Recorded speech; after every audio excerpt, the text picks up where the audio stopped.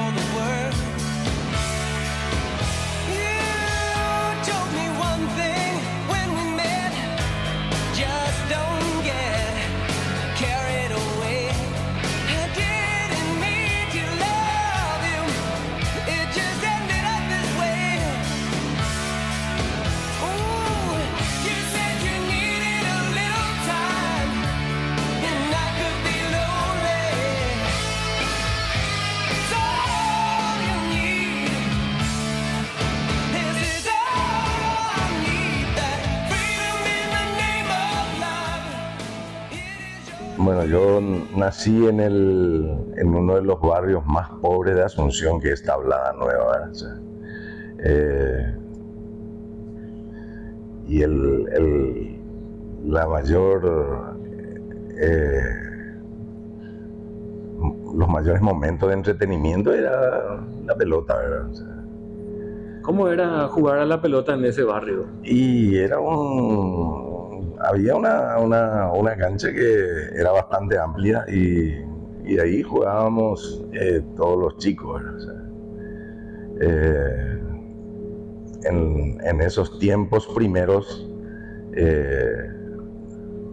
Hablamos de los años 60 más o menos, ¿no? y 60 y poquito, ¿verdad? 67, 60 y... En ese tiempo a Paraguay llegó y especialmente en ese barrio llegó una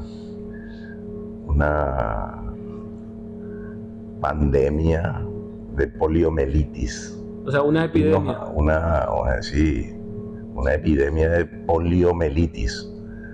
Y nos agarró a muchos de los chicos de la misma edad en ese tiempo, ¿verdad? Yo fui uno de ellos con ese problema, ¿verdad? Sí. Y mi mamá sabiendo que yo quería mucho a la pelota, me dio una pelota y me dijo, jugá. Muchas veces le decía me dolía y mi mamá me decía, no duele, jugá. Estoy cansado, mamá, estoy cansado. No estás cansado, jugá. Y la mayoría de los chicos quedaron con problemas de hemiplegia importantes, ¿verdad? Y a mí mi mamá y la pelota me sacaron de esa enfermedad, ¿verdad? De aquel problema, ¿no? Sí, de aquel problema grande, ¿verdad? Sí. Entonces yo le agradezco mucho a mi mamá que me empujó a vencer esa enfermedad, ¿verdad? O sea, te dio fortaleza mediante el fútbol, mediante la pelota. La pelota fue la herramienta que ella utilizó para sacarme de eso, ¿verdad? Como vos tenías aquella enfermedad, tenías que hacer actividad física para tratar de recuperarte lo más pronto. Y ella me empujó, no sé, por conocimiento, por intuición, utilizando la motivación, me sacó eso. ¿Tu mamá a qué se dedicaba? Mi mamá era... mi papá era un maestro en varias actividades, como eran los señores de antes, ¿verdad? Y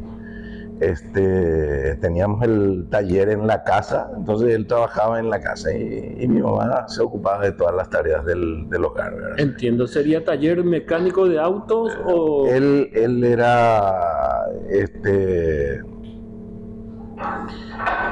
mecánico, él era carpintero, él era herrero, hacía de todo, ¿verdad? Y hacía bien. Pero su profesión era técnico astillero. Él construía embarcaciones. ¿En serio? Sí. Y lo construíamos ahí en la misma casa, en el taller que tenía mi viejo, ¿verdad? Claro. ¿En qué colegio o en qué escuela entrabas en ese tiempo? En el barrio estaba el Colegio Nacional Juana María de Lara, que está sobre Venezuela, casi casi Artigas, ¿verdad? Y todos los del barrio íbamos a esa escuela, ¿verdad? ¿Cómo era Rogelio Delgado como estudiante? ¿Era travieso? ¿Era muy aplicado?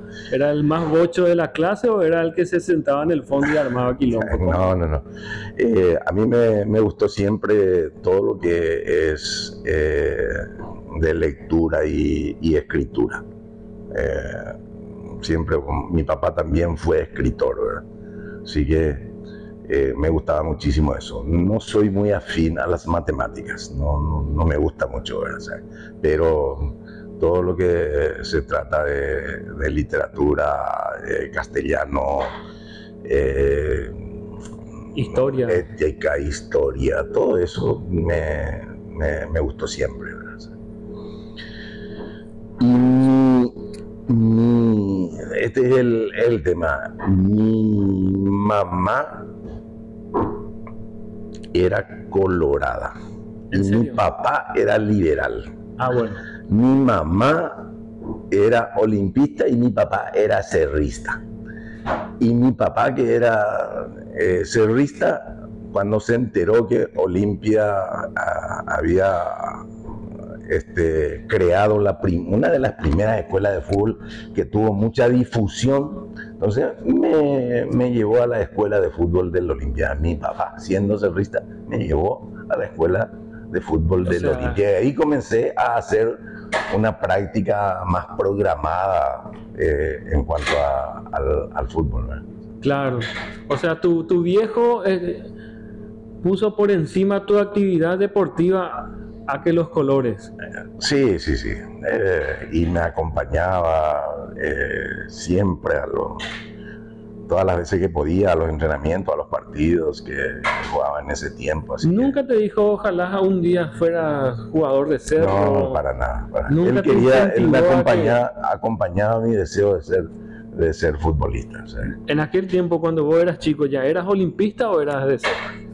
No, en ese momento era yo afín al fútbol, a la pelota. Me gustaba la pelota. O sea, ¿te gustaba jugar? Sí, tremendo. Era un chico que todo el día quería jugar al fútbol, ¿no? O sea, tengo una anécdota en ese aspecto. Sí. ¿Verdad? Que mi papá, por supuesto, trabajando en la casa, como en aquellos tiempos quería hacer la siesta, ¿verdad? Como los papás de aquel tiempo, ¿verdad? O sea, pero él se acostaba a hacer la siesta y yo le metía a la pelota y no le dejaba descansar. No le dejabas dormir. Entonces un día me dice, agarra tu libro, acostate, agarra tu libro y lee un rato y todo eso mientras yo descanso. Pero él se acostaba para dormir y yo le metía otra vez a la pelota. Entonces agarró un día y me ató mi libro ató a una piolita, lo ató a mi muñeca y lo ató a una silla, ¿verdad?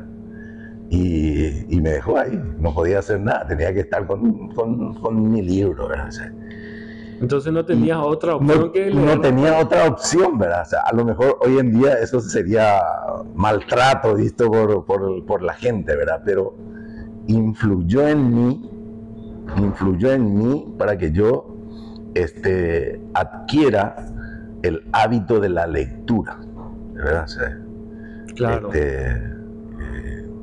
Por ese motivo yo le agradezco. Hoy yo no puedo acostarme a dormir sin leer algo. Hasta hoy día mantenés esa costumbre. O sea, y sí, y a los 55 años, saqué una carrera, un máster en Derecho, Economía y Gestión Deportiva de la Universidad de Limoges de Francia, ¿verdad?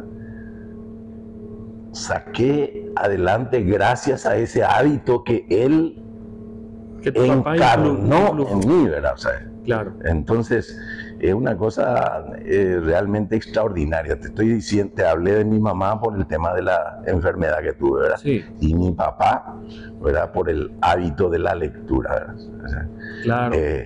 lo importante que es la función verdadera de mamá y papá, ¿verdad? Hoy en día, lastimosamente, mamá y papá de repente empujan a los chicos, ¿verdad?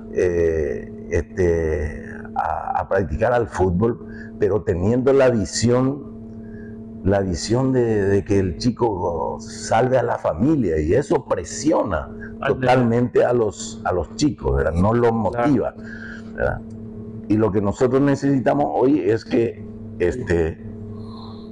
el fútbol para los chicos sea una herramienta para formarse como persona y soñando sueños grandes, ¿verdad? O sea, ese tendría que ser el papel de los papás, ¿verdad? De los padres. De repente hoy hasta dejan de trabajar los padres, ¿verdad?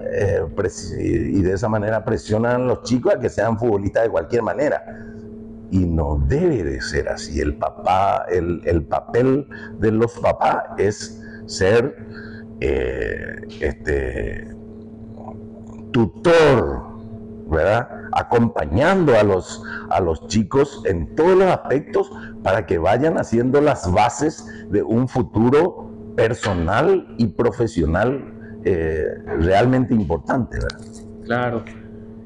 Volviendo a tus principios en aquella escuela de fútbol del Olimpia, ¿dónde quedaba esa escuela de fútbol? Mira, en aquellos tiempos todo prácticamente se desarrollaba en el club, ¿verdad? En la propia cancha. En la propia cancha, era una cancha pelada en aquel tiempo, ¿verdad? Incluso después que jugando en primera jugábamos con cancha pelada, dura, porque todo el día se usaba, ¿verdad? O sea, cuando demasiado se encimaban las actividades en el club, veníamos al botánico, ¿verdad? Veníamos al botánico, a veces nos íbamos al regimiento de infantería, el regimiento de infantería que quedaba allá hacia Sajonia, ¿verdad? O sea, entonces íbamos de un lugar a otro para entrenar, ¿verdad? Pero casi siempre de local se jugaban todos los partidos, las inferiores jugaban todos los partidos de local jugaban en el club, en la cancha principal. Claro. ¿Cómo te ibas del barrio Tablada a la cancha del Olimpia? ¿Te ibas en bondi o te ibas a pie? Y cuando alcanzaba los pasajes, el dinero para el pasaje iba en colectivo, ¿verdad? ¿Qué te llevaba? En colectivo. ¿Qué línea te llevaba? Al poco tiempo yo ya me tenía que desenvolver solo. Claro, pero ¿qué colectivo te llevaba? Me llevaba la línea 6. La línea 6 pasaba, Hasta hoy día existe ese. Exacto, sí, y pasaba por el frente al club, ¿verdad? Claro. Y cuando venía al botánico, venía un poquito caminando y un poquito a pie. Claro, porque del barrio Tablada al botánico son unos pocos kilómetros. Sí, un poco más de 5 kilómetros, ¿verdad? O sea, yo creo que... Profe, se dice que de la escuela del fútbol del Olimpia o de las divisiones cadetes del Olimpia, pasaste a un club boliviano. Sí, jugué el 74 y el 75 en la división cadete del Olimpia. Una cadete espectacular. ¿Recordás a algún compañero que después tuviste? Sí. Esos 2 años Olimpia salió campeón con la dirección técnica de don Antonio González, un entrenador de aquellos espectacular en aquel tiempo, ¿verdad? Y hay varios muchachos que llegaron a primera. De repente no tuvieron una carrera así tan larga, extensa, ¿no? extensa, pero llegaron también a a primera, ¿verdad? Claro. Después, en el 75, en la última parte nos dirigió, un saludo al cielo, el profesor Marcial Barrios. Y él, al finalizar el torneo, fue contratado. Vinieron un club boliviano, el Enrique Hub, a contratarlo, ¿verdad? Y él pidió para que yo me vaya con él, por supuesto. Y de cadete Olimpia le dio así sin ningún tipo de problema. Y se fue como arquero Andrés Rosa Torres también, ¿verdad? O sea, fuimos el profe Marcial Barrio, el arquero Andrés Rosa Torres y yo fuimos a ese club. Participó en aquel tiempo en la primera B, en la intermedia, podría ser acá, ¿verdad? Y salimos campeones y subimos a primera, ¿verdad? O sea, tu primer título como futbolista fue un título de segunda división, pero de Bolivia. De Bolivia, sí, así mismo. Hay que hacer una aclaración que el club Enrique Hub en aquel entonces jugaba, o sea, tenía un plantel de primera división en ese tiempo. Claro, jugaba en la división intermedia, en la primera B, en la segunda división de Bolivia, ¿verdad? Pero competía para llegar a la primera profesional de Bolivia, ¿verdad? Y ese año nosotros salimos campeones y subimos, ¿verdad? Y yo venía con toda la esperanza, ¿verdad? Porque ya había ganado mis primeros pesos en Bolivia, venía con toda la esperanza de volver a ir, ¿verdad? Y lastimosamente, o por suerte, por gracia, Osvaldo Domínguez me dijo: no te volvés a ir y te integras al plantel principal, ¿verdad? ¿Cuántos años tenías cuando Osvaldo Domínguez te dijo que te integrabas al plantel principal? Y estaba cumpliendo los 17 años. 17, eras muy pibe. Pibe, sí. Cuando llegaste al plantel de primera del Olimpia, ¿cómo te trataban los jugadores veteranos del club? No, es como te trataban los veteranos del club. Cómo nosotros teníamos que tratarle a los veteranos de ese tiempo. Al revés era el tema, porque había un respeto que era tremendo, ¿verdad? O sea, te puedo imaginar, en ese equipo era un equipo con jugadores consagrados, muy experimentados, ¿verdad? ¿Quiénes, por ejemplo? Alcides Sosa. Sí, Alcides era el capitán, y justo era en mi posición, ¿verdad? Pero claro, por la ductilidad que teníamos en ese tiempo, ¿verdad? Yo comencé a jugar con Alcides Sosa, ¿verdad? Comencé a jugar en primera con Alcides Sosa, ¿verdad? ¿Sería Alcides Sosa un ídolo de infancia tuyo? Sí, porque era el capitán de Olimpia y era el capitán de la selección paraguaya, ¿verdad? Entonces, era un referente de aquel tiempo, ¿verdad? Claro, nosotros tenemos el dato de que cuando eras chico, en vez de ir a ver al Olimpia, te ibas a ver mucho a Guaraní. Y Guaraní, yo comencé a ver fútbol profesional en el 68, 69, más o menos. Y en ese tiempo era Guaraní el mejor y gran equipo, ¿verdad? El 69, por ejemplo, ganó el campeonato de punta a punta, ¿sí? Y era un equipo tremendo, ¿verdad? Aguilera, Juan Martínez, Bobadilla, Sergio Rojas, Luis Ivaldi, Cecilio Martínez, Alcides Sosa, Arsenio Valdés, Aurelio Martínez, Felipe Santiago Campos, Genaro García. O sea, era un equipazo tremendo. Yo hasta hoy todo el equipo y todo el plantel lo tengo así vivamente presente, porque es el equipo en ese tiempo que era el mejor, sin ninguna duda. Claro, y cuando vos llegaste a la primera división del Olimpia, coincidía que estaba Alcides Sosa, quien era uno de los jugadores a quien vos ibas a ver de chico. Así mismo es. Y tuve la suerte de jugar con él, ¿verdad? O sea, tremendo. Después Alcides en el 78, final del 78, fue transferido al Pereira de Colombia, ¿verdad? Pero era un referente del fútbol paraguayo, ¿verdad? Claro. Y ese plantel el plantel de Olimpia era un plantel experimentado, ¿verdad? El 77 jugamos la Copa República, por ejemplo, que ganó Olimpia. El 77 y el 78, cuando comenzamos muy mal, andábamos muy mal, ¿verdad? Sí. Y la gente exigente de la preferencia del Olimpia nos cantaba que se vayan todos, que no quede ni uno solo. Y vos sabés que ese plantel de Olimpia, lo que es el fútbol, ¿verdad? Ese plantel de Olimpia que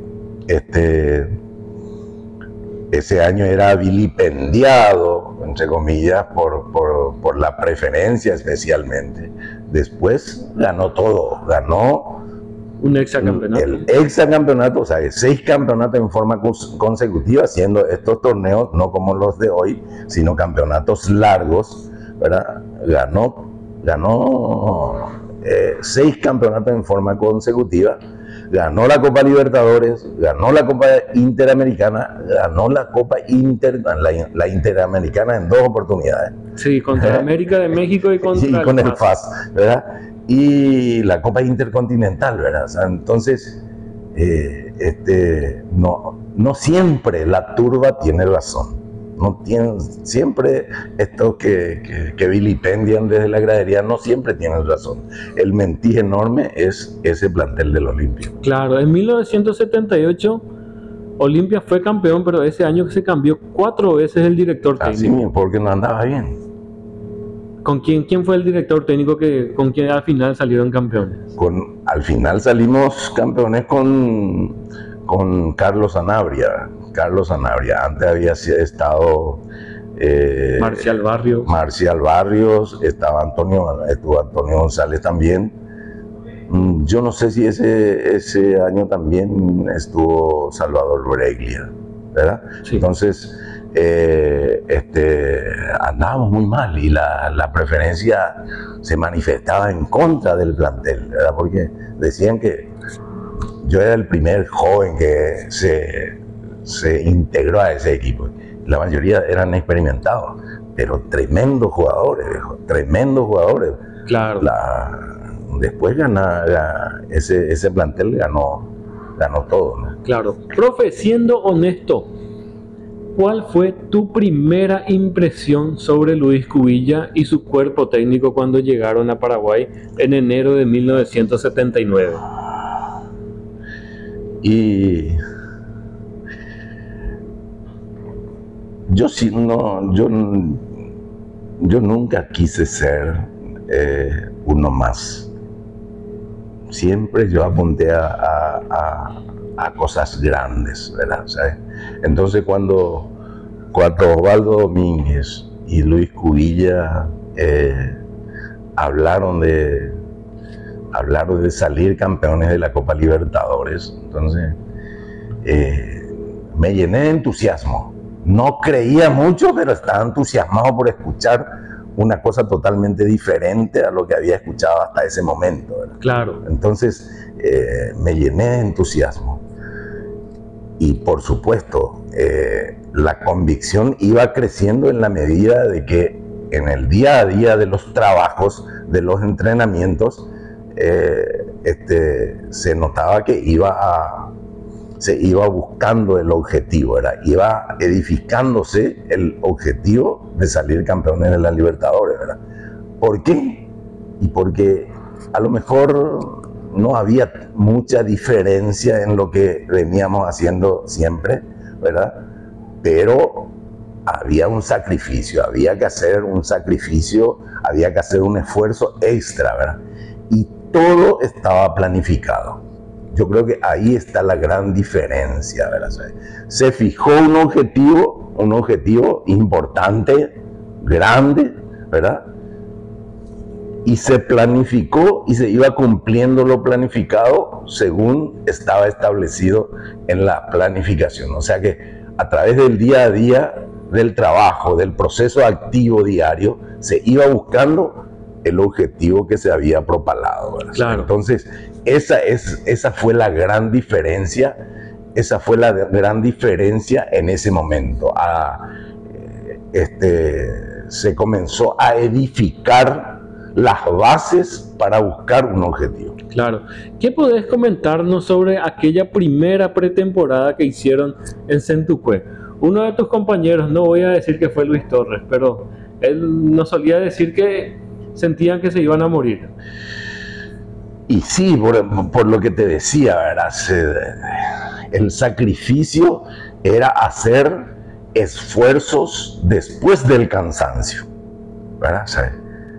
Y eso nos enseñó a nosotros que los objetivos importantes no se consiguen con esfuerzos estándares, con esfuerzos normales. Había que hacer un esfuerzo extra, había que dar ese plus de diferencia, ¿verdad? Que comienza a fortalecerse en uno cuando está haciendo sacrificios después del cansancio. Después del cansancio vienen los triunfos verdaderamente importantes. Claro, nosotros conocemos la historia de que ustedes, cuando llegaron a Centucue, en el lugar donde iban a quedarse, Hermes Muelmo, en el colectivo en que se iban, ya les hizo cambiar y apenas llegaron y ya les llevó a entrenar. O sea, ustedes no tuvieron tiempo de planificar en qué momento iban a tomar el tereré, en qué momento iban a comerse alguna empanada. No, directo al entrenamiento fue. Sí, todo era sacrificio. O sea, y todo estaba planificado, ¿verdad? O sea,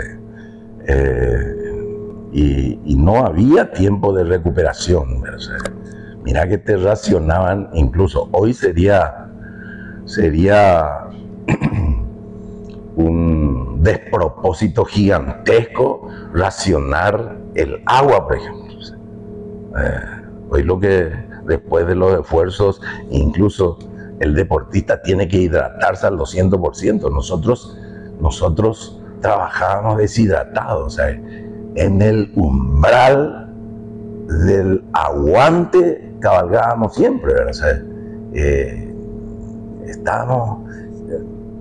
No solamente nos sirvió en lo físico eso, nos sirvió en lo mental, ¿verdad? O sea, como te decía antes... O sea, les dio una fortaleza mental también ese. Tremendo, ¿verdad? O sea, el objetivo allá siempre se recordaba en cada una de las tareas.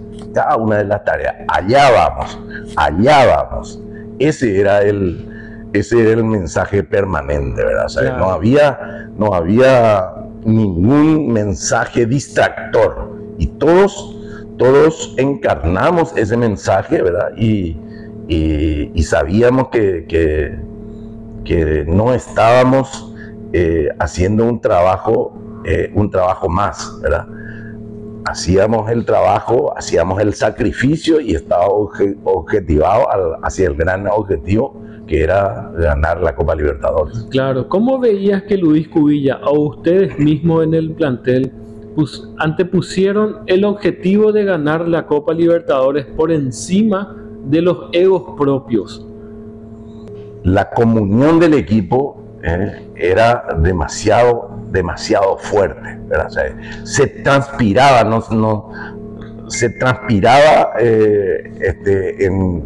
en toda y cada una de las actividades el espíritu de equipo, ¿verdad? Todos sabíamos de que teníamos que hacer nuestra función de la mejor manera posible, ¿verdad?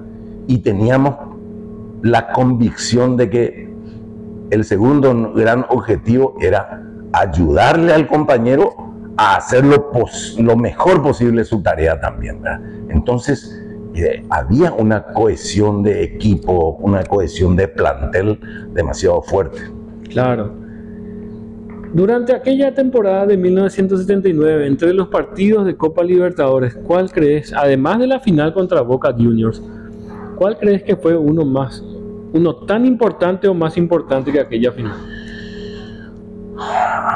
Y ocurrieron algunos hechos que fueron muy importantes, ¿verdad? Lo primero que me tocó hacer protagonista, que en los últimos minutos en la primera ronda contra Sol de América, teníamos que ganar el partido porque si no nos quedábamos afuera, ¿verdad? Sí. Y Luis Cubilla me dijo, yo estaba en el banco y en los 10 últimos minutos me llamó y me dijo, vas a entrar y vas a irte de punta, de centro delantero. O sea, increíble. Yo siendo zaguero central, él me dijo, vas a ir y vas a ir de punta, de centro delantero. Estábamos atacando y no podíamos hacer goles, ¿verdad? Entonces, ya en los minutos adicionales del partido, desborda Isasi y le pega un centro chop fuerte así, ¿verdad? Yo atropello, no sé en qué parte de mi cuerpo, pero lo llevo adelante a la pelota y fue gol y ganamos el partido, ¿verdad? Claro, ese es uno de los momentos difíciles de esa primera ronda. El segundo gol es cuando le estábamos ganando al Wilstermann en Cochabamba 2-0, jugando espectacularmente bien, ¿verdad? Le pasamos por arriba al Wilstermann y la gente, el estadio estaba, en una parte estaba en construcción, la gente echó la barandilla del estadio y se metieron 2.000 personas a la cancha a agredirnos, ¿verdad? ¿Llegaron a agredirte? Yo directamente no, ¿verdad? Pero a mi lado estaba Hugo Talavera y le rompieron la cabeza con un pedazo de varilla de hierro, ¿verdad? Entonces pasamos esa noche muy mal, nos costó un montón, creo que a la madrugada llegamos a salir del estadio, le agredieron al árbitro, el árbitro se salvó metiéndose en la casa de un vecino fuera del estadio, porque le habían atropellado el vestuario de los árbitros, ¿verdad? Y salimos ahí totalmente averiados en todo sentido, ¿verdad? Pero al llegar al hotel, Cubilla nos dijo, esto teníamos que pasar, ¿verdad? Y yo estoy totalmente seguro de que esto nos va a fortalecer más en nuestro camino a ganar la Copa Libertadores. O sea, ese tipo de cosas indudablemente fueron fortaleciendo al equipo en todo sentido, ¿verdad? Y eso nos pasó incluso hasta en la final, ¿verdad? En el que la gente de Boca nos bajó 3 cuadras antes del estadio y tuvimos que pasar entre la barra brava de Boca repartiendo moquetes y patadas, ¿verdad? ¿Repartiste algunos?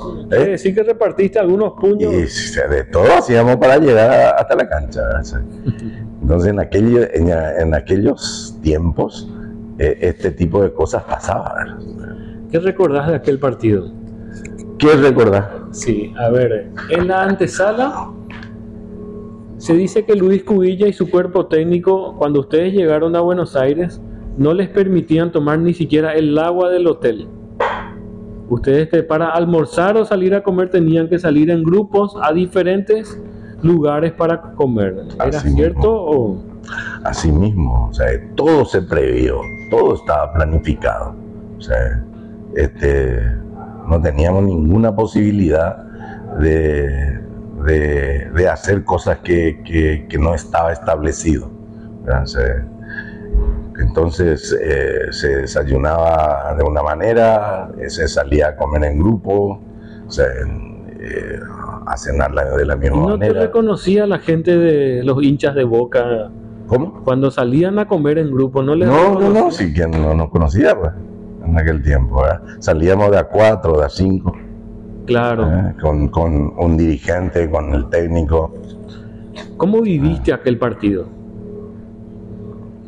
Yo solamente recuerdo, la pasamos muy mal los primeros 15 minutos, ¿verdad?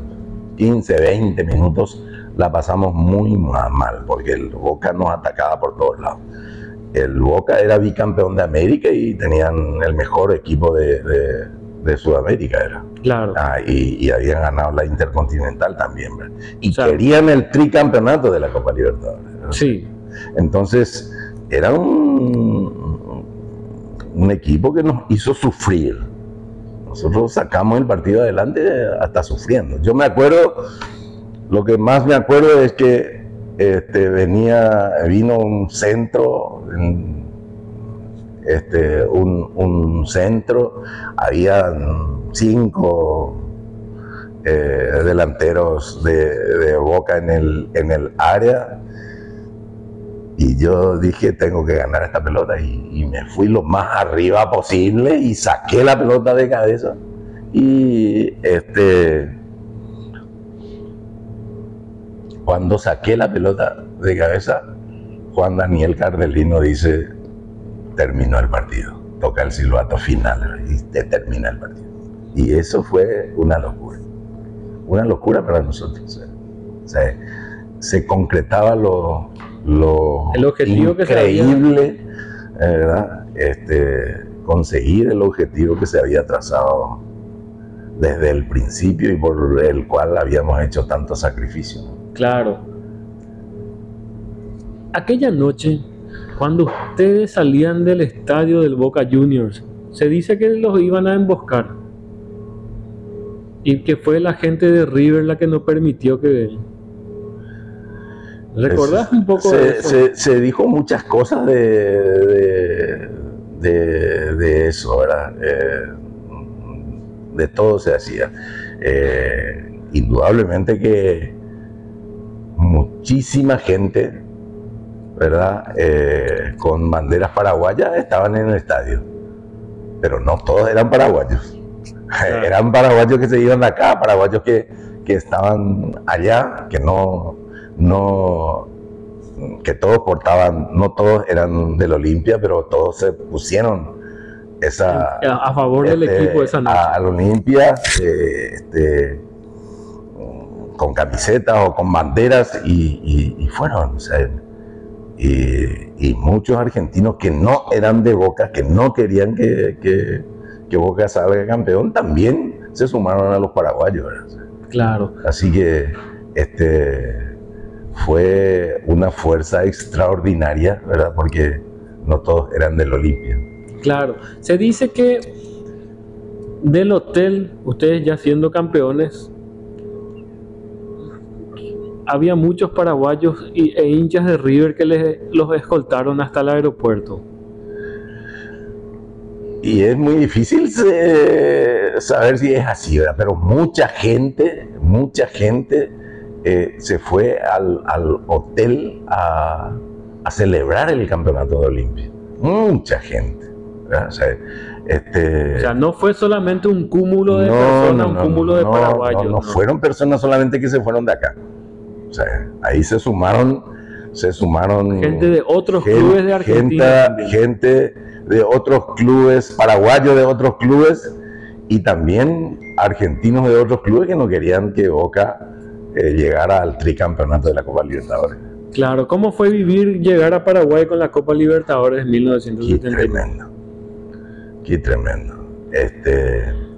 Fue el hecho más extraordinario porque la gente que había en el aeropuerto cuando llegamos era extraordinario, o sea, extraordinario, o sea, y después toda esa gente que seguía el bus que venía hasta el Olimpia. Nosotros no sé cuántas vueltas dimos antes de poder bajarnos, porque no podíamos, o sea, tremendo, o sea, la gente estaba festejando algo que parecía increíble. porque fue increíble en aquel tiempo llegar un equipo paraguayo, llegar a ganar la Copa Libertadores. Acordémonos que hasta ese momento no habían equipos campeones de América que no eran de Argentina, Brasil y Uruguay, que eran los países que habían ganado una Copa del Mundo, ¿verdad? Lo único que los tres países habían ganado la Copa del Mundo, y la Copa Libertadores era privativo de ellos. Sí. Ningún equipo de otro país que no sea Argentina, Brasil y Uruguay había ganado la Copa Libertadores, ¿verdad? Olimpia, por eso Olimpia consiguió abrirle las puertas a otros equipos para que se motiven para ganar la Copa Libertadores también después del 79, ¿verdad? Claro, Olimpia rompió esa hegemonía. Rompió la hegemonía así mismo. ¿Qué puedes comentarnos sobre aquel partido en noviembre de 1979 que fueron a Suecia a jugar contra el Malmö? Y tremendo fue porque salimos de acá con 42 grados de calor y llegamos allá con 12 grados bajo cero, ¿verdad? Con nieve. O sea, es totalmente distinto, ¿verdad? O sea, una ciudad en penumbras, o sea, claro, en ese lugar del mundo hay poco sol en esa época del año. Y con nieve que caía, o sea, nada que ver con lo que nosotros estábamos acostumbrados aquí en Paraguay, ¿verdad? O sea, había que enfrentar todo eso, ¿verdad? O sea, ¿cómo te fue en aquel partido, profe? Fue un partido tremendo por el hecho de que, para mí especialmente, porque en la charla técnica Luis Cubilla definió el equipo y me dio a mí la responsabilidad de ser el volante central del equipo. O sea, no me puso de zaguero central, me puso de volante central, ¿verdad? O sea, y había que hacer el sacrificio. Pasaste a ubicar el lugar de Quise. Así es. Y Quise pasó a ubicarse en el lugar de Talavera, que estuvo lesionado. Exacto. Y Luis Torres por derecha, ¿verdad? Entonces, tuvimos que aguantar a un equipo tremendo, un equipo muy físico, ¿verdad? Con todas las contrariedades del ambiente, tuvimos que aguantarlo. Y no solamente aguantar, sino que las veces que pudimos lo atacamos y le hicimos daño, ¿verdad? Y tanto es así que impensadamente vinimos de Suecia, ¿verdad? Con una victoria. ¿Cómo viste ese gol de Evaristo Isasi? Y tremendo. Porque vos eras un Charlie Isasi era un desequilibrante por donde se lo mire. Él creaba aberturas dentro de la defensa, ahí donde uno no lo veía, ¿verdad? O sea, tenía una potencia que desequilibraba a cualquiera, ¿verdad? Sí. ¿No podías creer que hizo ese gol? No, tremendo. O sea, pero teníamos la convicción de que no la íbamos a pasar bien, pero que podíamos traer la victoria. Claro. Y ya pasando a 1980, el 2 de marzo de 1980, ustedes se consagran campeones mundiales a nivel de clubes. Sí, eso ya fue acá. Ellos se prepararon de tal manera para venir a jugar acá, ¿verdad? Que se fueron a hacer una aclimatación al calor en Nueva Guinea para venir a jugar con nosotros acá, ¿verdad? Por el calor, ¿verdad?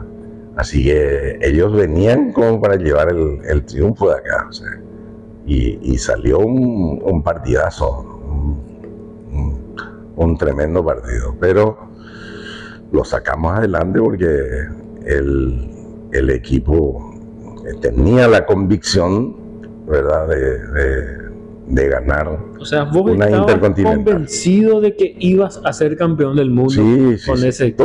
Todos estábamos convencidos, ¿verdad? O sea, por más que venían como venían, nosotros teníamos que ser campeones ya acá por todo lo que habíamos hecho anteriormente. Claro.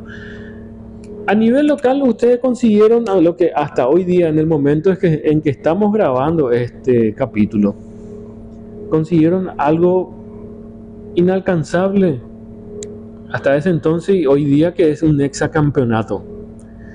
Durante ese lapso de tiempo del hexacampeonato, ¿cuál fue el campeonato más difícil que notaste que...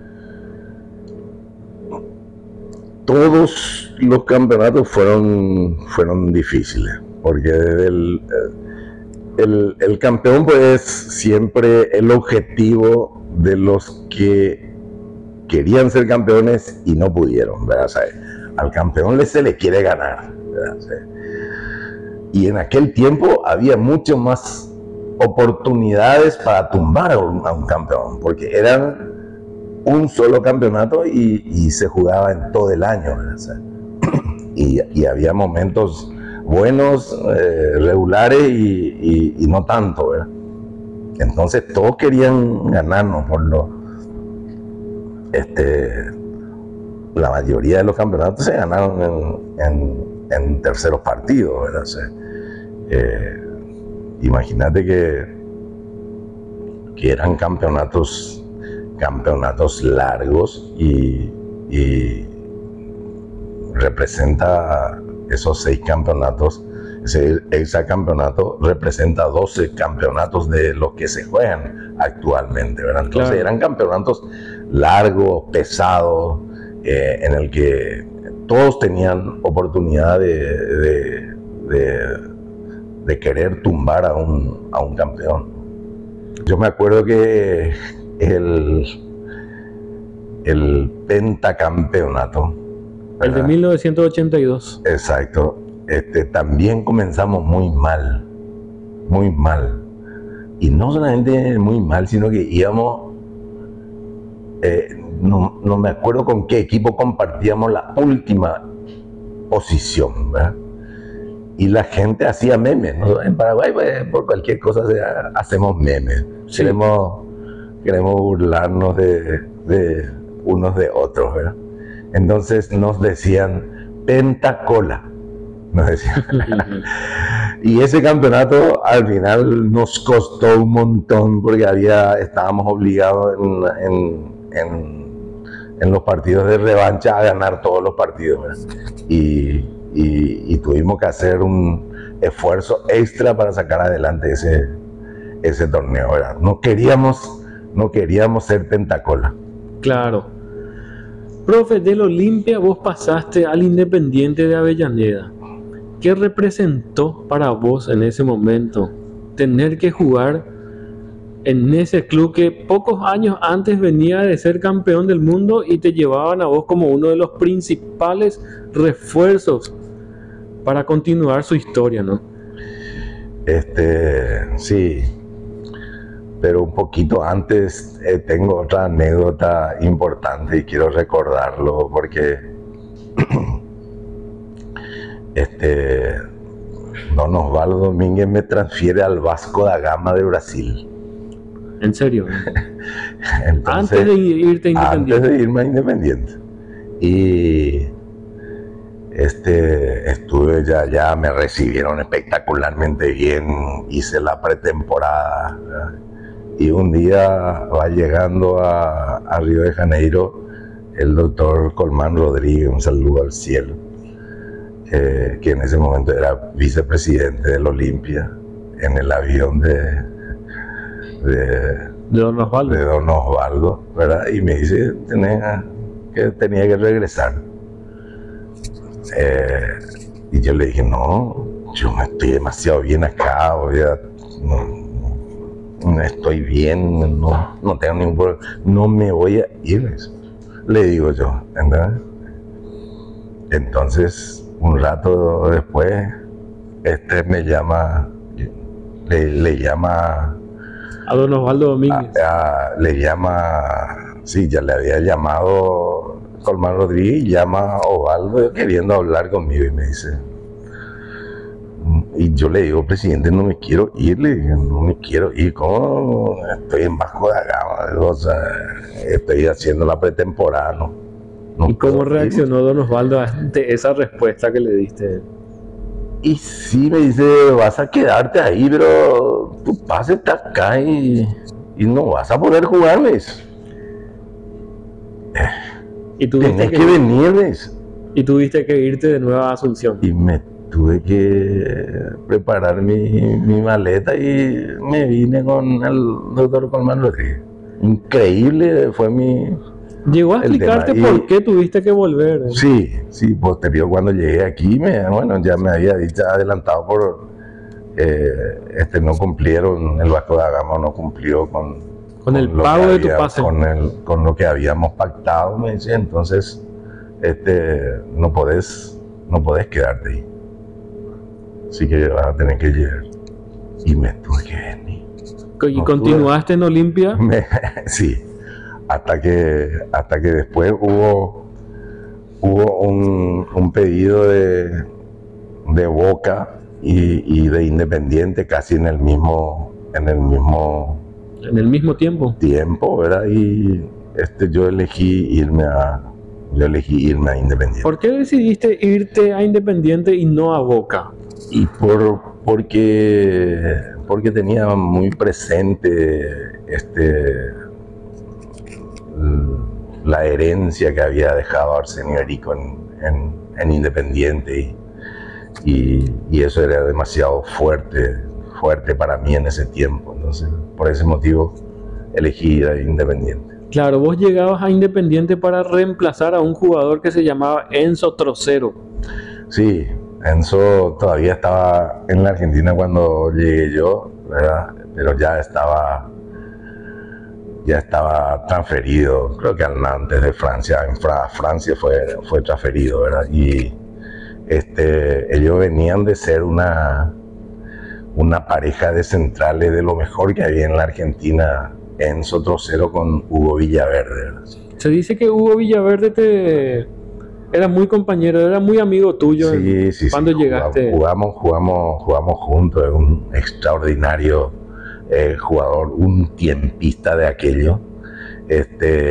Tenía una velocidad para anticipar y para cruzar, y además se jugaba entero en cada pelota. Un tremendo jugador.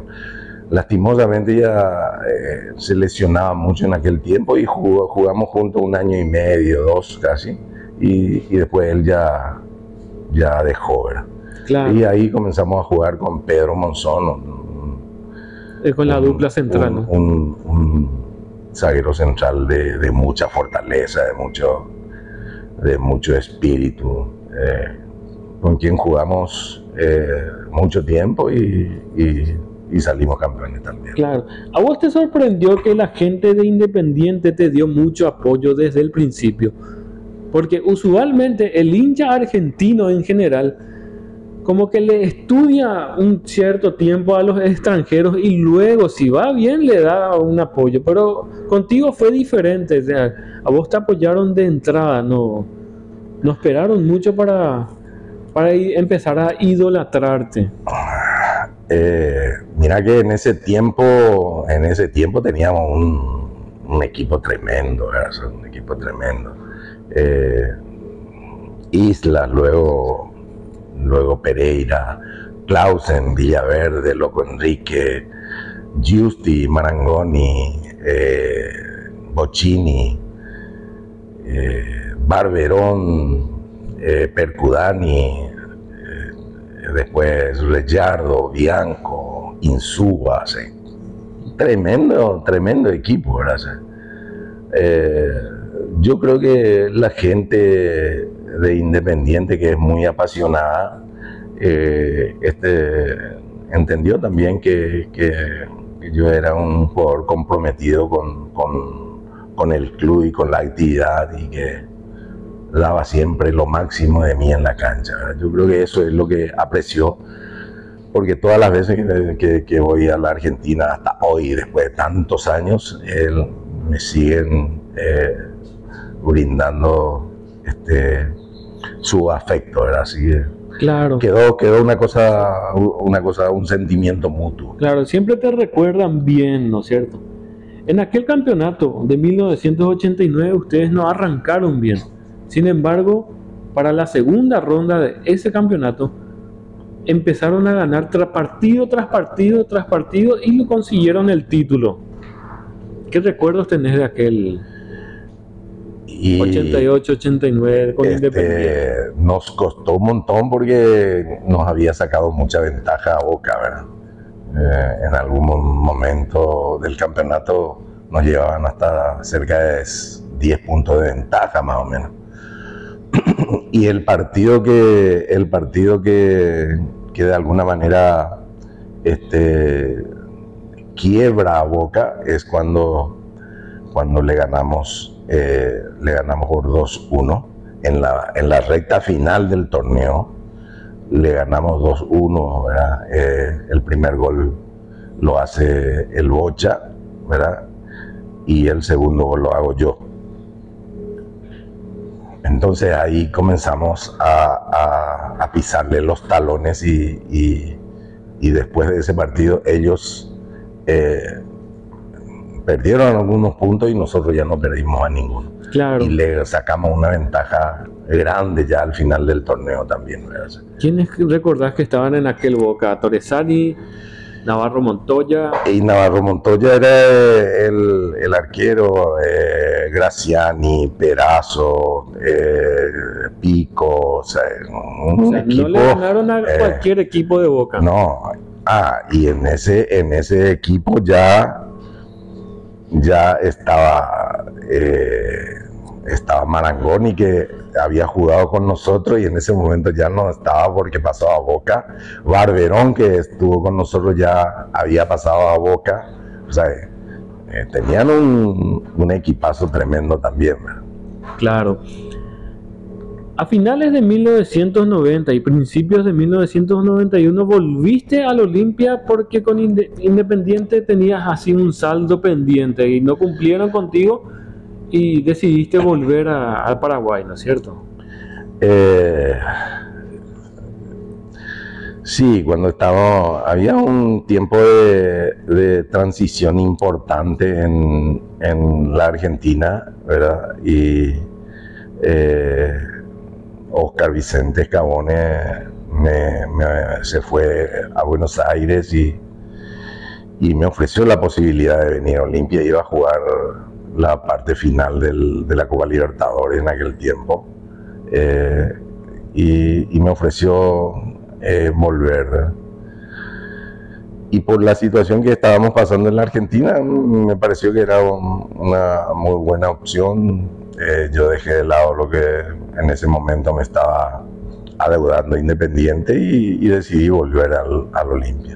No jugué mucho tiempo, no jugué la Copa Libertadores para el cual había venido, porque había habido algunas diferencias entre Oscar Vicente y algunos dirigentes y Luis Cubilla también, ¿verdad? Entonces yo me retiré nada más, ¿verdad? Y después en la parte final, Maño Ruiz, que había agarrado la dirección técnica, vino, hablamos y como yo estaba en ese momento con mi ficha en el Olimpia, mi pase en el Olimpia, entonces me fui a jugar algunos partidos, ¿verdad? Pero ya tenía acordado ir a jugar a Universidad de Chile al término del año. Claro, ¿cómo se dio ese traspaso de Olimpia a Universidad de Chile? ¿Quién te propuso ese club? Y cuando supieron que yo no estaba jugando en la Olimpia de Chile, ahí había sido contratado también por Universidad de Chile Sergio Vargas, el arquero con quien estuvimos mucho tiempo en Independiente. él sabiendo que el club necesitaba un zaguero central y el técnico también le había pedido sugerencia o le preguntó por mí. Entonces el mismo técnico se comunicó conmigo, Arturo Salá, y el dirigente Humberto Lira. Hablaron conmigo, acordamos todo y me fui a Chile. Claro, ¿cuáles eran tus expectativas al llegar? Porque Universidad de Chile venía de ascender de nuevo a Primera División porque unos años antes se fueron a la segunda. Ajá.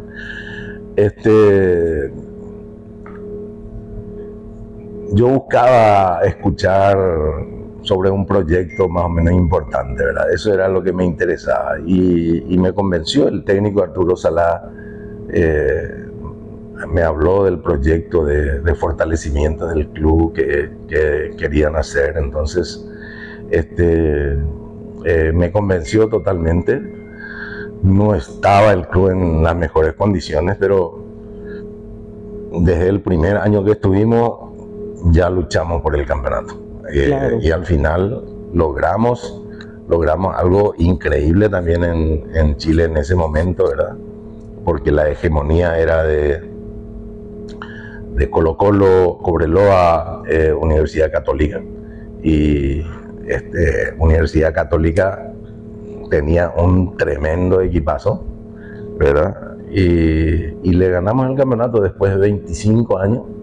Le ganamos el campeonato a... Claro, Universidad de Chile en 1994 fue campeón luego de 25 años de sequía a nivel de título.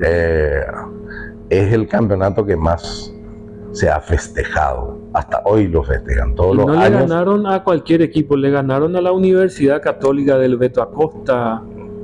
Y varias estrellas tenía aquel... Gorosito, Beto Acosta, Fabián Vázquez, Jorge Vázquez, Lunari, o sea, un equipazo tremendo tenía. Que al año anterior, a 1994, fue vicecampeón de América. Así mismo, sí.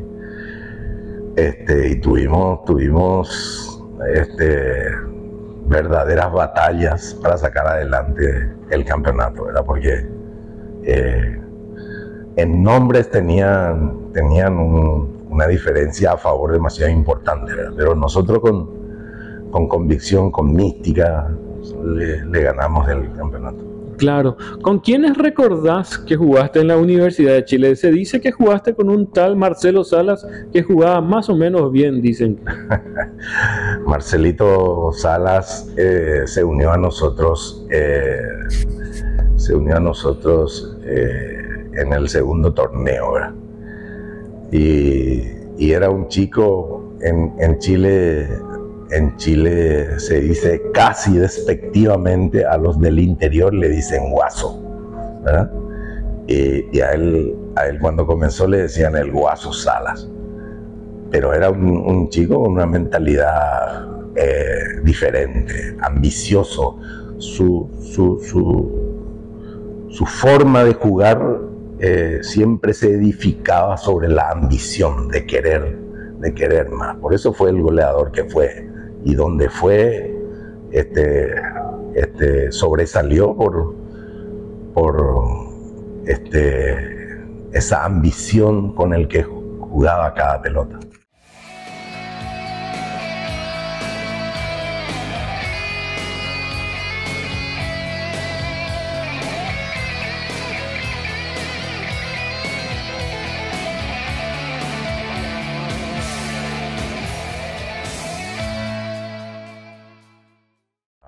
Tenía la gran ambición de comenzar una carrera de director técnico bueno, que después lo extendía a otros clubes también,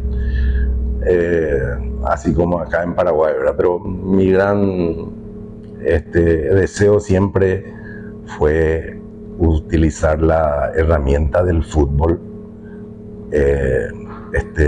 como medio para educar y para formar chicos. Y eso es lo que hice después, cuando volví. Lo hice en Libertad, lo hice en Olimpia y otros clubes también.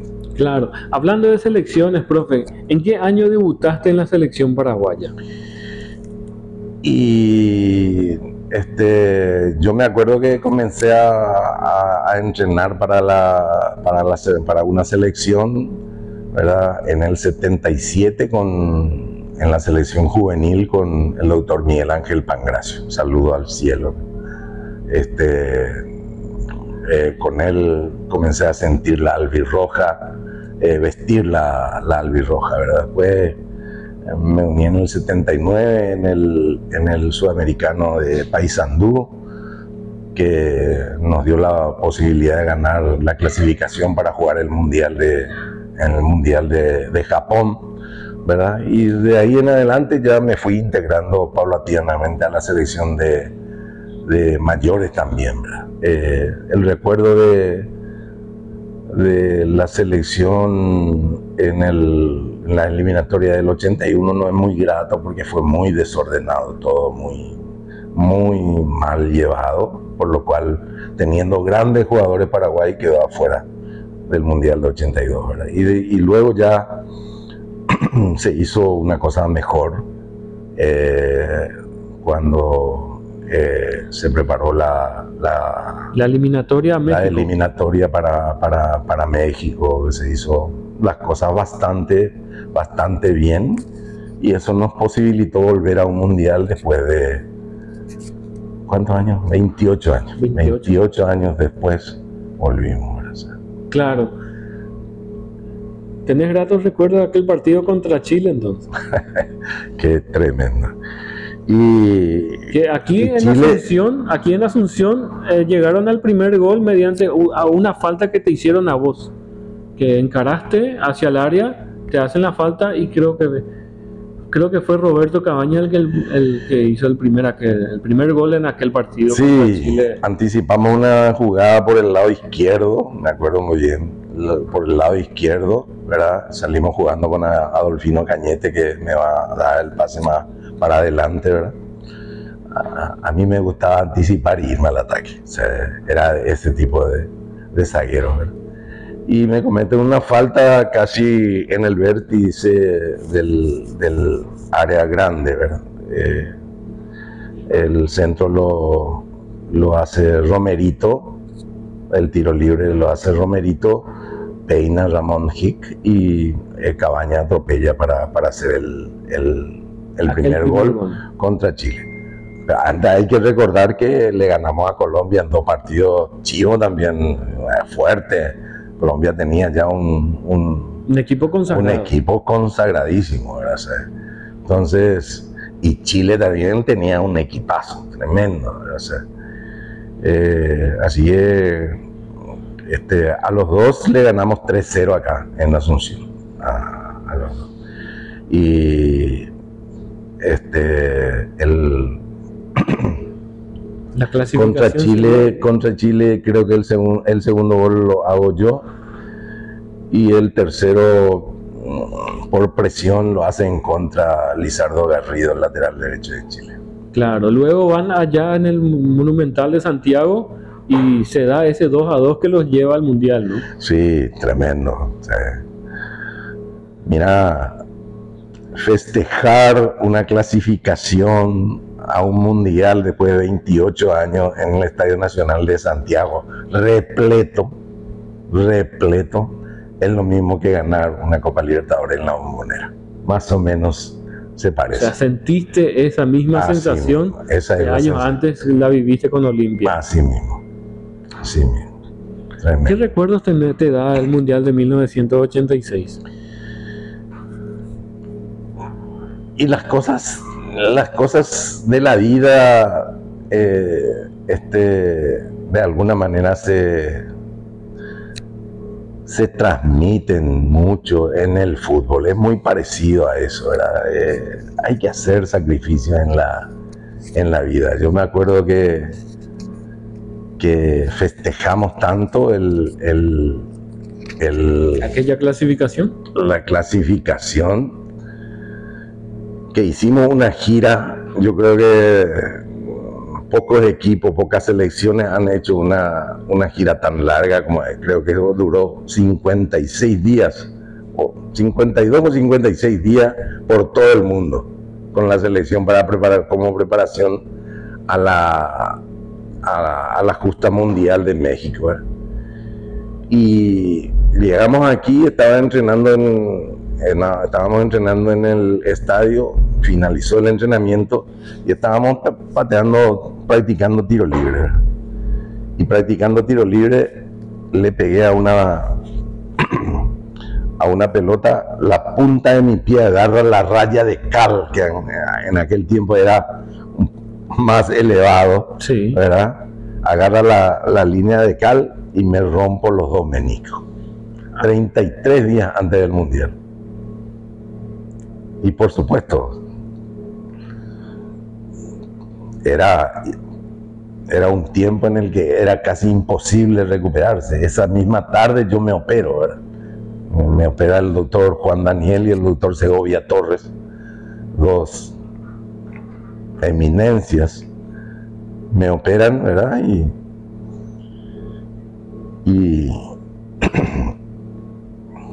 comienza mi rehabilitación. Dice que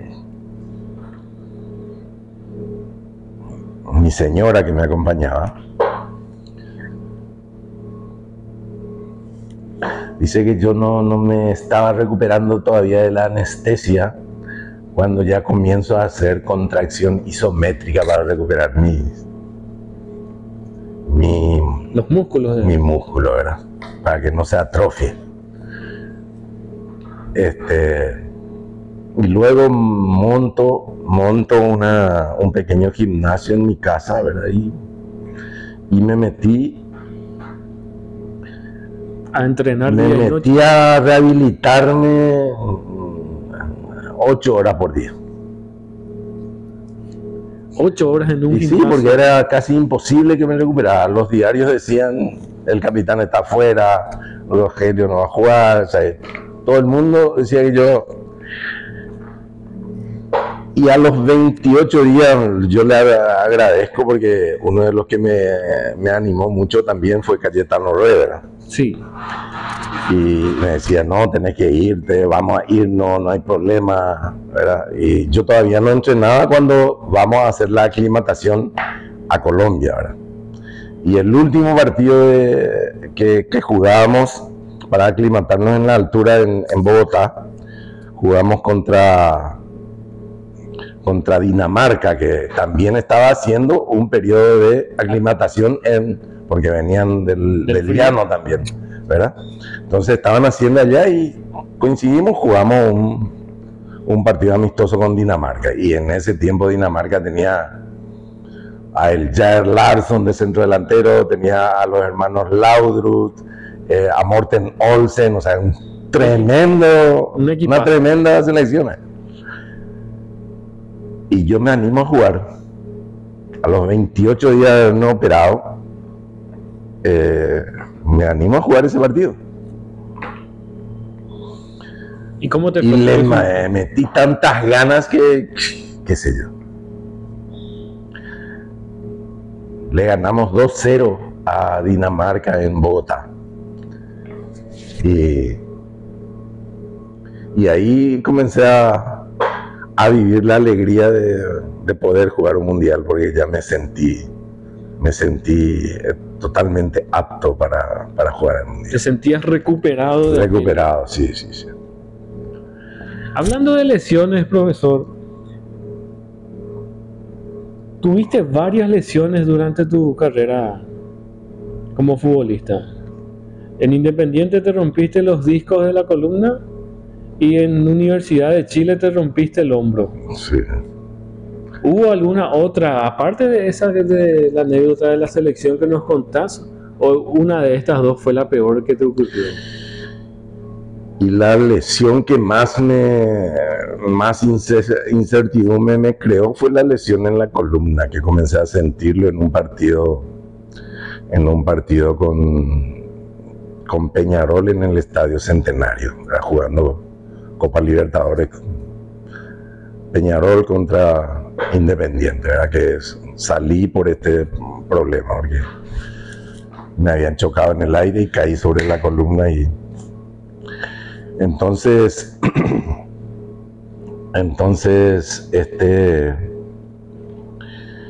ahí los médicos de Independiente no me querían operar. Me hicieron infiltraciones y todas esas cosas, era muy riesgoso operar. Y me contacté con el doctor Mario Felte, que en ese momento estaba en los Estados Unidos y él operaba columna, un neurocirujano paraguayo de altísimo nivel.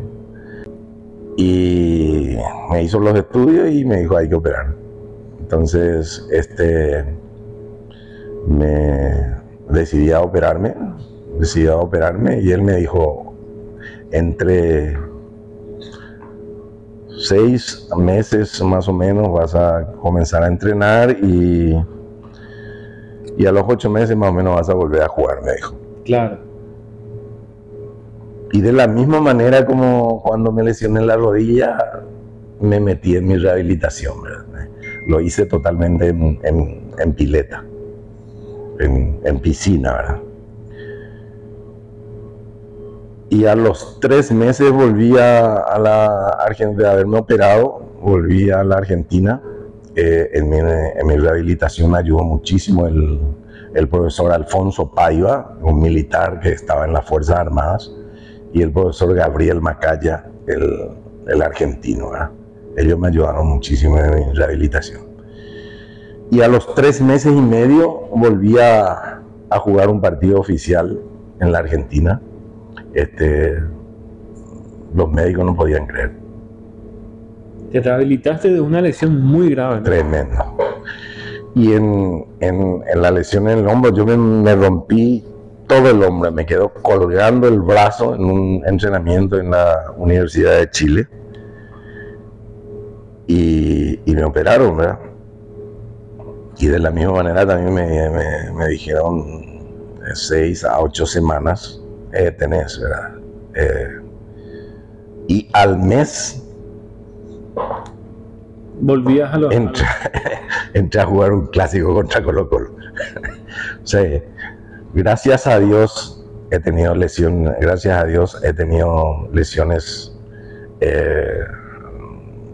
muy graves, ¿verdad? Pero gracias a Dios eso me ha fortalecido de tal manera, ¿verdad? Porque me ha posibilitado a recuperarme también en tiempos mucho menores a los que los médicos decían. Claro. A ver, ¿cuál fue el rival con el que más te insultaste o el que más loco te volvía durante toda tu carrera como futbolista? El que te volvía loco y no querías jugar contra él y le puteabas o le cagabas a patadas. Mira, yo normalmente he luchado siempre contra mi temperamento. He tratado siempre de responder con carácter y no con la carne, con lo sanguíneo, con lo temperamental. He tratado de ser lo más racional posible dentro de la cancha.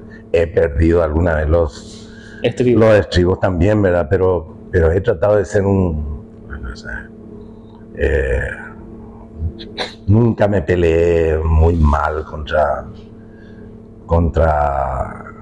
un rival, ¿verdad? Con una sola anécdota. O sea, hay una excepción a todo eso. Una excepción. Estábamos jugando la Copa Interamericana con el América de México. Con el América de México, ¿verdad? Y estábamos perdiendo 1-0, pero le estábamos llevando por delante al América. Y empatábamos en cualquier momento y un ducho entrenador del América, Carlos Milop se llamaba, entró a la cancha, tenía como 2 metros, un señor de 200 kilos más o menos, entró en la cancha y le pegó. Yo no me acuerdo muy bien si fue al abuelo Balbuena, Sí, al abuelo, ¿verdad? sí. Sí. Al abuelo Balbuena se fue y más o menos yo estaba a 30 metros, 40 metros, estaba yo y veo que él entra a la cancha, ¿verdad? Y va directo a Balbuena y le pega, por atrás le pega a Balbuena. Entonces yo cuando veo eso, ¿Te enojaste? me voy, sí, me voy con toda la fuerza y voy para pegarle, ¿verdad? O sea, y en el último momento me arrepiento, no le voy a pegar, de frente estábamos, ¿verdad? Yo corriendo y él así de frente, esperando después de pegarle a Balbuena. Entonces voy y cuando voy a pegarle, flexiono el brazo y con el antebrazo le golpeó en el pecho. No sé si fue con tanta fuerza o qué, verá que el señor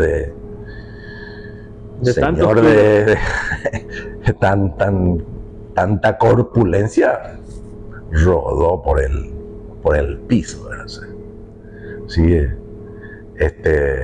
y se armó una batahola ahí. Pero ese fue el hecho. Después, mira, enfrentarle a tipos como Maradona, Juan Gilberto Funes, Fernando Morena, el Puma Morete, qué sé yo, Figueroa, los Figueroa de Chile, tremendo, todo, Valderrama, Willington Ortiz, o sea, toda esa gente la pasaba mal porque eran extraordinarios jugadores, ¿verdad? O sea, habría que poner todo y algo más contra esa gente. Y te tenían ponía, respeto, tenían respeto. Y ponía ese algo más siempre, porque yo no fui un jugador dechado de virtudes técnicas, ¿verdad? Pero físicamente siempre estuve bien, siempre estuve bien, así que ponía todo para sacar adelante a cualquiera de los equipos o de la selección en el que jugué. Claro. ¿Con qué jugador te hubiera encantado jugar? ¿Con quien no tuviste, ya sea contemporáneo o de aquella época? ¿Con quién te hubiera encantado enfrentarlo o detenerlo como compañero? Disfruté a Maradona y sufrí a Maradona, por ejemplo, o sea, porque era tremendo, era un deleite. Y después jugué con él cuando jugamos en la selección Resto del Mundo, después del Mundial de México. Sí, en 1987. Del Resto del Mundo, ¿verdad? Y compartí mucho tiempo con él, ¿verdad? O sea, un extraordinario jugador y una persona de un trato agradable, ¿verdad? Estando con él, ¿verdad? Lo que él después vivió en su vida privada y en lo privado escapa, no lo conozco en ese aspecto, no lo conozco, ¿verdad? Claro. Pero lo de la cancha y lo de conversar en fútbol se me hace muy parecido a Bocini, al Bocha Bocini, con quien compartimos mucho tiempo también y seguimos relacionándonos. Son tipos que transpiran fútbol, no tienen, parecería que hasta no tienen no tienen espacio para otro tipo de conversación más que de fútbol. O sea, esa gente irradia fútbol. O sea, claro. Eso me ha sorprendido gratamente, ¿verdad? Y aquí en nuestro país, con Hugo Talavera, es un deleite hablar de fútbol, ¿verdad? Haberlo vivido en la cancha y hablo de él, ¿verdad? Porque fue nuestro capitán y nuestro líder, ¿verdad? Pero ese equipo también tenía jugadores extraordinarios. ¿Algún apodo te pusieron alguna vez? Me han puesto un montón de... ¿Cómo cuáles? Eh, ¿El barba azul te decían? el Marro Azul en Chile, Capanga comenzaron a decirme en Buenos Aires, Paragua, ¿Y aquí en Paraguay te dijeron algún? no, aquí me parece que no me acuerdo. Siempre fuiste Rogelio. Sí, Rogelio, o sea,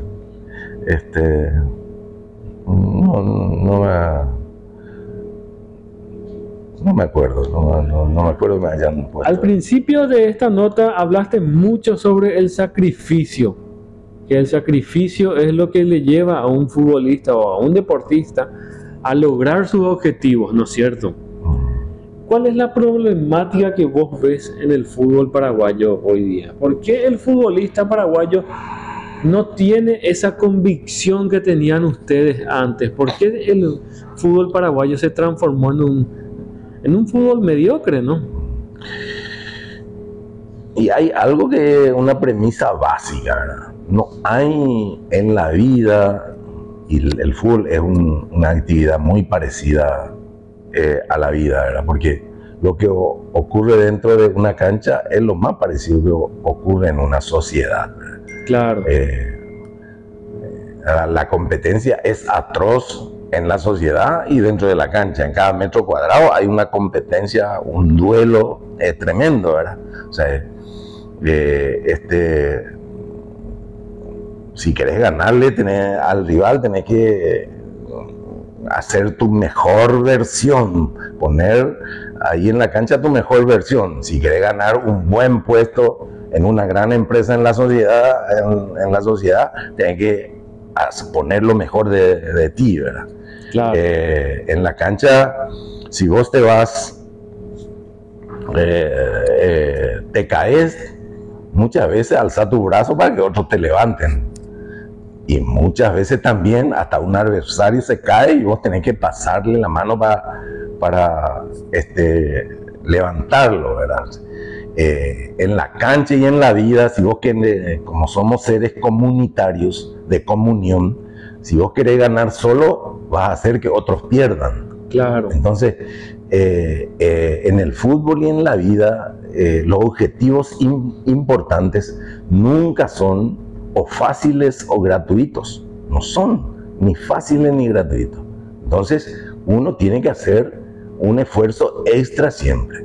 Hoy, en la sociedad y en los jóvenes, hay que tener en cuenta que en la juventud uno hace las bases de un futuro. No se hace a los 40 años. Se hacen en las edades tempranas, se hacen las bases más importantes para un futuro personal y profesional, ¿verdad? Entonces, hoy en día hay un montón de elementos distractores a la hora de hacer las bases de un futuro importante, ¿verdad? Entonces, hoy los enseñadores en las aulas y en la cancha tienen que ser enseñadores capaces, porque si no, las corrientes que son muy fuertes arrastran a los jóvenes.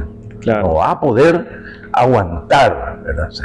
Entonces, uno tiene que encarnar en ellos los valores educativos y formativos que tiene el fútbol, Claro. ¿verdad? Seducir a esos chicos para que se aparten de lo malo que le quiere arrastrar a través de las corrientes de la sociedad. Y en ese aspecto yo creo que estamos fallando. Nosotros hoy en día tenemos que preparar un joven para 10 años de carrera. No tenemos que reducirnos a pensar en la primera transferencia nomás, porque si no, estamos malogrando un potencial, no lo desarrollamos en plena forma, plenamente, ¿no sé? Yo creo que por ahí tenemos que buscarle los motivos por los cuales hay poco carácter en los futbolistas. ¿Por qué tantos son transferidos y tantos después vuelven al poco tiempo? Claro. O sea, ese tipo de cosas merecen un análisis más profundo, ¿verdad? Pero un análisis con fundamento, no burorei, porque el problema es serio. Claro, y además aquí en el fútbol paraguayo un problema ya que viene de décadas y décadas es la falta de buenos dirigentes. Y sí, no solamente en el fútbol, ¿verdad?